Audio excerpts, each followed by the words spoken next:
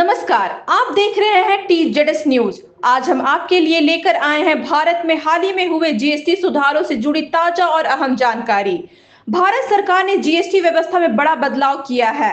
अब तक 4 दरें 5%, 12%, 18% और 28% पर लागू टैक्स को घटाकर सिर्फ 2 स्लैब कर दिया गया है, 5% और 18%। इसके साथ ही 40% का नया डीमेरिट स्लैब बनाया गया है, जो लग्जरी और सीन गुड्स जैसे तंबाकू, एरो ड्रिंक और महंगे वाहनों पर लागू होगा।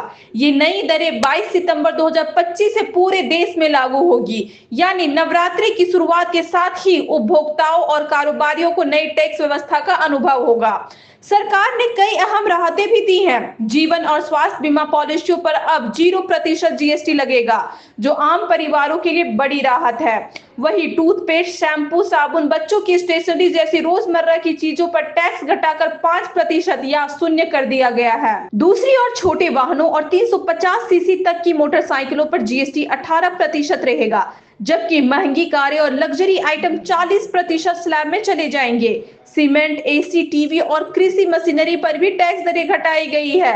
प्रधानमंत्री मोदी ने इसे नेक्स्ट जनरेशन जीएसटी बताते हुए कहा कि यह सुधार मेड इन इंडिया को मजबूती देगा। वहीं कई राज्यों के मुख्यमंत्री और उद्योग जगत ने इसे किसानों, मध्यम वर्ग और एमएसएमई के लिए फायदेमंद बताया है। हालांकि सरकार को अनुमान है कि इन बदलावों से लगभग 48,000 करोड़ का राजस्व नुकसान होगा, लेकिन उम्मीद है कि बढ़ती खपत और मांग से इसकी भरपाई हो जाएगी। विशेषज्ञों का कहना है कि इस सुधार से मुद्रास्फीति लगभग 1.1% घट सकती है, जिससे उपभोक्ताओं को सीधा लाभ मिलेगा। तो दोस्तों, यह थी हालिया जीएसटी सुधारों की पूरी जानकारी। 2 स्लैब, बीमा पर टैक्स खत्म, रोजमर्रा की चीजों पर राहत और लग्जरी वस्तुओं पर बढ़ा टैक्स, जो 22 सितंबर 2025 से लागू होगा।